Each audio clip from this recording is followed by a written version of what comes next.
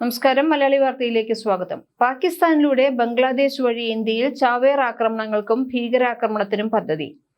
India ചിതറിക്കുക എന്ന ഒറ്റ ലക്ഷ്യത്തിൽ പാക് ഭീകര ഗ്രൂപ്പുകൾ. പാകിസ്ഥാൻ വഴിയുള്ള നുഴഞ്ഞുകയറ്റം ഇന്ത്യൻ സൈന്യം തകർത്തെറിയുന്നതോടെ ബംഗ്ലാദേശ് വഴി നീക്കം നടക്കുന്നു. പാകിസ്ഥാന്റെ ചാര സംഘടനയായ ISAയുടെയും ബംഗ്ലാദേശ് ആസ്ഥാനമായ ഭീകരവാദ സംഘടനകളുടെയും പിന്തുണയോടെ ഇന്ത്യയിൽ വലിയ ഭീകരാക്രമണം ആസൂത്രണം ചെയ്ത ബംഗ്ലാദേശ് പൗരൻ ഉൾപ്പെടെ 8 പേർ അറസ്റ്റിലായിട്ടുണ്ട്.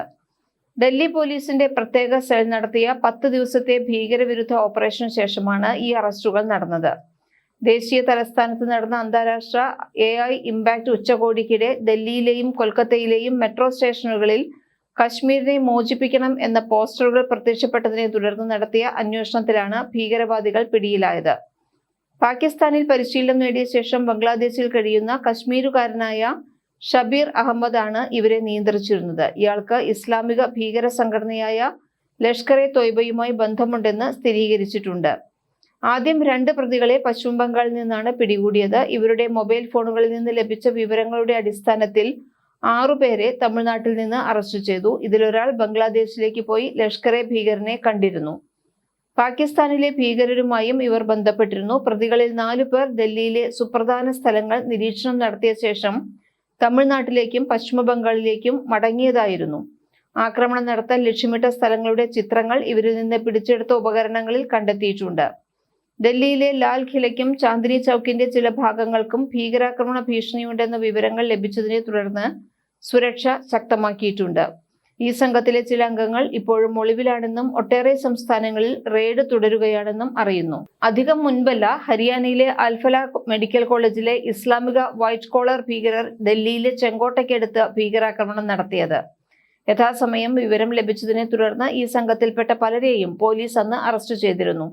ഇതോടെ ഇവർ പദ്ധതിയിട്ട മറ്റിടങ്ങളിലെ ആക്രമണങ്ങൾ ഒഴിവാക്കാൻ കഴിഞ്ഞിരുന്നു. ഇപ്പോഴത്തെ അറസ്റ്റിലൂടെയും വലിയ ഭീകരാക്രമണങ്ങൾ ഒഴിവാക്കാൻ കഴിഞ്ഞത് അന്വേഷണ ഏജൻസികളുടെ വിജയമാണ്. പാകിസ്ഥാൻ, ബംഗ്ലാദേശ്, പശ്ചിമ ബംഗാൾ, തമിഴ്നാട് എന്നിവിടങ്ങളിലാണ് ഭീകരർ താവളമടിച്ചിരുന്നത്. പാകിസ്ഥാനും ബംഗ്ലാദേശും ഇസ്ലാമിക ഭീകരരുടെ താവളമാണ്. ഇത്തരം സാഹചര്യം ഉള്ളതിനാലാണ് ബംഗാളിലും തമിഴ്നാട്ടിലും ഇവർ തമ്പടിക്കുന്നതെന്ന് കരുതേണ്ടിയിരിക്കുന്നു. സമാനമായ സാഹചര്യമാണ് കേരളത്തിലും ഉള്ളത്. ഇസ്ലാമിക ഭീകരവാദത്തെ സൃഷ്ടിക്കുകയും വളർത്തുകയും ചെയ്യുന്ന സംഘടനയാണ് ജമാഅത്തെ ഇസ്ലാമി. ഭീകരപ്രവർത്തനങ്ങൾ നടത്തിയതിന് കേന്ദ്ര സർക്കാർ നിരോധിച്ച സംഘടനയാണ് പോപ്പുലർ ഫ്രണ്ട്. ഇതിന്റെ പല നേതാക്കളും ജയിലിലാണെങ്കിലും അണികൾ SDPI എന്ന രാഷ്ട്രീയ സംഘടനയിൽ പ്രവർത്തിക്കുകയാണ്. ജമാഅത്തെ ഇസ്ലാമിയുടെ രാഷ്ട്രീയ മുഖമായ വെൽഫെയർ പാർട്ടിയുമായും SDPIയുമായും നേരത്തെ CPM-ഉം LDF-ഉം സഖ്യത്തിലായിരുന്നു. ഇപ്പോൾ മുസ്ലിം ലീഗിന്റെ കാർമ്മികത്വത്തിൽ ഇക്കൂട്ടരുമായി കൈകോർത്തിരിക്കുന്നത് കോൺഗ്രസും UDF-ഉമാണ്. രാജ്യസ്നേഹികളും സമാധാനപ്രിയരുമായ ജനങ്ങൾ ഇസ്ലാമിക ഭീകരവാദികൾക്കെതിരെ ജാഗ്രത പാലിക്കുകയും അവരുമായി തെരഞ്ഞെടുപ്പ് സഖ്യം ഉണ്ടാക്കുന്നവരെ പരാജയപ്പെടുത്തുകയും ചെയ്യേണ്ടത് ഇന്നിന്റെ ആവശ്യമാണ്. ഇതിനിടെ കശ്മീരിൽ ഭീകരർക്കായി അരിച്ചുപെറുക്കുകയാണ് സൈന്യം. ഇന്ത്യൻ സൈന്യവും പോലീസും CRPF-ഉം സംയുക്തമായി നടത്തിയ ഓപ്പറേഷൻ ത്രാഷി 1 വിജയം. ഇന്ത്യൻ സൈന്യത്തിന്റെ വൈറ്റ് നൈറ്റ് കോർപ്സാണ് അപകടകരമായ ദൗത്യത്തിന് നേതൃത്വം നൽകിയത്. പാകിസ്ഥാൻ ആസ്ഥാനമായുള്ള ജെയ്ഷെ മുഹമ്മദ് ഭീകരർ ദീർഘകാലം ഒളിവിൽ കഴിയാൻ കിഷ്ത്വാറിലെ മലനിരകളിൽ ബങ്കറുകൾ നിർമ്മിച്ചിരുന്നതായി സൈന്യത്തിന് വിവരം ലഭിച്ചിരുന്നു. ബങ്കറിൽ മാസങ്ങളോളം കഴിയാനുള്ള സാധനങ്ങളും ശേഖരിച്ചിരുന്നു. 50 പാക്കറ്റ് നൂഡിൽസ്, 1 പെട്ടി തക്കാളിയും ഉരുളക്കിഴങ്ങും, 15 തരം മസാലകൾ, 10 കിലോയുടെ 2 ബാഗ് അരി, പരിപ്പ്, ഗോതമ്പ് പൊടി, 2 LPG സിലിണ്ടറുകൾ, വിറകുകൾ എന്നിവ ബങ്കറിൽ നിന്ന് കണ്ടെടുത്തിരുന്നു. ഈ വർഷം ജമ്മു മേഖലയിൽ സുരക്ഷാ സേനയും ഭീകരരും തമ്മിൽ നടക്കുന്ന 3ാമത്തെ ഏറ്റുമുട്ടലാണ് ഇത്. ജനുവരി 7, 13 തീയതികളിൽ കത്വ ജില്ലയിലെ വനമേഖലയിൽ ഏറ്റുമുട്ടലുകൾ നടന്നിരുന്നു. 2025 ഡിസംബർ 15-ന് ഉധംപൂരിൽ നടന്ന ഏറ്റുമുട്ടലിൽ ഒരു പോലീസ് ഉദ്യോഗസ്ഥൻ കൊല്ലപ്പെട്ടിരുന്നു. സൈന്യം നടത്തിയ ആക്രമണത്തിൽ ബങ്കർ തകർത്തു.